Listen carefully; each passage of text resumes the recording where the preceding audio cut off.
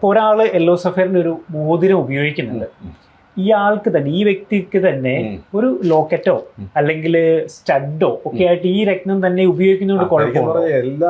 എല്ലാ രത്നങ്ങൾക്കും ഒരു എൻ്റെ കണ്ടൻസ് ഉണ്ടല്ലോ, മിനറൽ കണ്ടൻസ് ഉള്ള എല്ലാ രത്നങ്ങളും കോറൽസും പേൾസും ഒഴികെ അതിനകത്ത് ഫുൾ കാൽഷ്യം കാർബണേറ്റ് ആണ്.